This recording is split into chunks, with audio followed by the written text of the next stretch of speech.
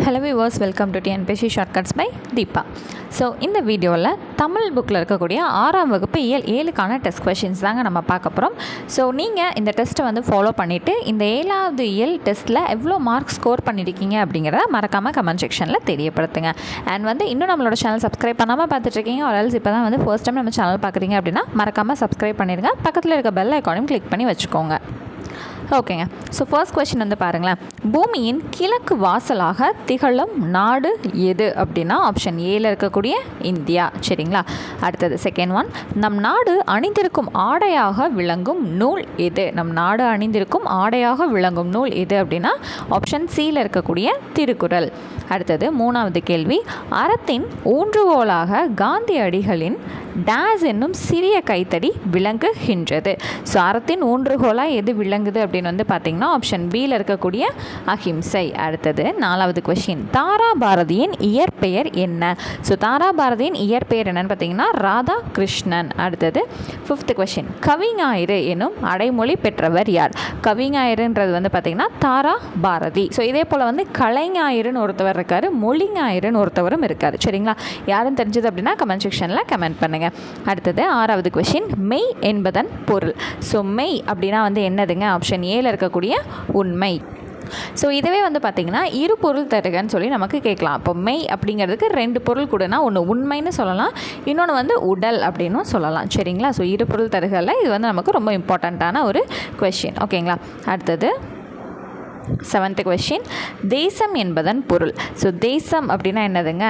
நாடு. அடுத்தது கம்பனின் அமுத கவிதைகளுக்கு கங்கை அலைகள் இசையமைக்க என்று பாடியவர் யார் அப்படின்னா ஆப்ஷன் ஏல இருக்கக்கூடிய தாரா பாரதி. அடுத்தது 9வது கேள்வி, தாரா பாரதி எழுதாத நூல் எது அப்படின்னா அமுத சுரபி அப்படிங்கிற நூல் வந்து தாரா பாரதி எழுதினது கிடையாது.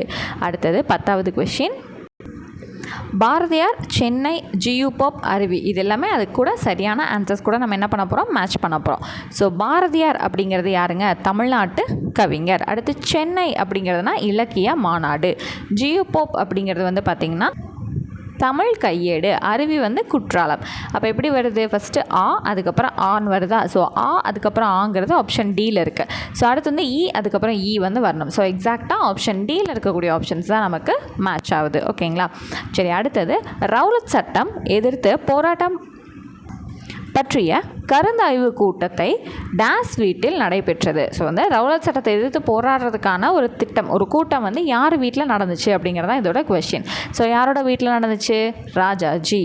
ஓகேவா? அடுத்தது 12th கொஷின், பத்திரமாக பாதுகாக்க வேண்டும் என்று காந்தி கூறிய கவிஞர் யார் அப்படின்னா அவர் எந்த கவிஞரை சொன்னார்? பாரதியாரை சொன்னார். அடுத்தது காந்தியடிகள் எளிமை திருக்கோலம் ஏற்ற ஆண்டு. ஸோ காந்தியடிகள் வந்து மதுரையில் இருந்தப்போ எளிமை திருக்கோலம் வந்து நடந்துச்சு. அது எந்த வருஷம் நடைபெற்றுச்சு அப்படின்னா 1921. அடுத்து 14வது கேள்வி, காந்தி மதுரையில் தங்கியிருந்த போது டேஸ் கோவிலுக்கு செல்ல தலைவர்கள் அழைத்தனர்.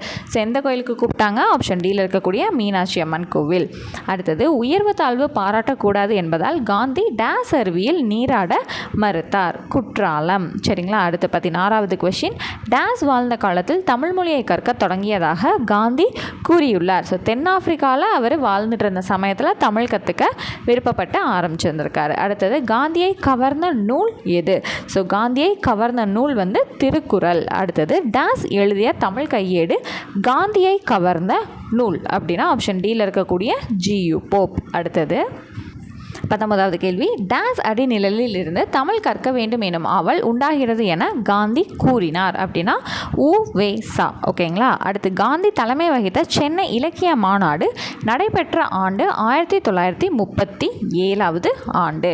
அடுத்தது செய்தி வந்து 2 கொடுத்துருக்காங்க. காந்தி காரைக்குடியை சுற்றியுள்ள ஊர்களில் சுற்றுப்பயணம் செய்தார். காந்தி கானாடுகாத்தான் என்னும் ஊரில் ஒரு பணக்காரர் வீட்டில் தங்கி இருந்தார். ஸோ இதுக்கான ஆன்சர் ஆப்ஷன் சி. இரண்டுமே சரியான செய்தி தான். அடுத்தது வேலு நாச்சியார் பற்றின செய்திகள். வேலு நாச்சியாரின் தந்தையோட பெயர் வந்து என்னன்னு பார்த்தீங்கன்னா ஆப்ஷன் சியில் இருக்கக்கூடிய செல்ல முத்து. அடுத்தது டேஸ் மன்னர் முத்துவடுகநாதரை மணந்தார் வேலு நாச்சியார். அதாவது எந்த ஊர் மன்னரை வேலு நாச்சியார் கல்யாணம் பண்ணிக்கிட்டாங்க அப்படிங்கிறது தான் இந்த கொஸ்டின். சரிங்களா? ஸோ யாருங்க? சிவகங்கை மன்னர். ஓகேவா? அடுத்தது டேஸ் நடைபெற்ற போரில் முத்துவடுகநாதர் வீரமரணம் அடைந்தார். எந்த ஏரியாவில் நடந்த போர் அப்படின்றத கேட்டிருக்காங்க. காளையார் கோவிலில். அடுத்து வேலு நாச்சியார் டேஸ் கோட்டையில் தங்கி ஒரு படையை திரட்டி பயிற்சி அளித்தார். எந்த கோட்டையில் அவங்க வந்து தங்கியிருந்தாங்க அப்படின்னா ஆப்ஷன் ஏல இருக்கக்கூடிய திண்டுக்கல். அடுத்தது மைசூரிலிருந்து டாஸ் குதிரைப்படை வீரர்கள் வந்துள்ளதாக வேலு நாச்சியாரிடம் வீரர் தெரிவித்தார் அப்படின்னா ஆப்ஷன் சியில் இருக்கக்கூடிய 5000 குதிரைப்படை வீரர்கள். அடுத்தது வேலு நாச்சியாரோட அமைச்சர் வந்து யார்? ஆப்ஷன் ஏல இருக்கக்கூடிய தாண்டவராயர். அடுத்தது வேலு நாச்சியார் ஐதர் அலி கிட்ட வந்து பேசின மொழி என்ன அப்படின்னு கேட்டிருக்காங்க. ஆப்ஷன் பியில் இருக்கக்கூடிய உருது. அடுத்தது நம் அரசியாரின் பன்மொழி அறிவு நமக்கு பெரிய நன்மைகளை தந்திருக்கிறது என்று கூறியவர் யார் அப்படின்னா ஆப்ஷன் ஏல இருக்க சின்ன மருது. அடுத்தது வேலு நாச்சியாரின் பெண் படைப்பிரிவுக்கு தலைமையேற்றவர் ஆப்ஷன் சியில் இருக்க குயிலி. சிவகங்கை கோட்டைக்கு கதவுகள் டேஸ் என்று திறக்கப்படும் என்று வேலு நாச்சியார் கூறினார். ஆப்ஷன் பியில் இருக்க விஜய தசமி. அடுத்தது வேலு நாச்சியாரை காட்டி கொடுக்காததால் ஆங்கிலேயரால் கொல்லப்பட்டவர் யார் அப்படின்னா ஆப்ஷன் ஏல இருக்கக்கூடிய உடையாள். இவங்களுக்கு தான் நடுக்கல் நட்டு தன்னோட தாலியை வந்து போட்டாங்க இல்லைங்களா? சரி. அடுத்தது தம் உடலில் தீ வைத்து கொண்டு ஆயுத கிடங்குகளில் குதித்தவர் யார்? ஆப்ஷன் ஏல இருக்க குயிலி. அடுத்தது வேலு நாச்சியார் சிவகங்கையை எந்த ஆண்டு மீட்டெடுத்தார் அப்படின்னா 1780 மீட்டு எடுத்தாங்க. அடுத்தது இலக்கண அடிப்படையில் சொற்கள் எத்தனை வகைப்படும்னா 4. சரிங்களா?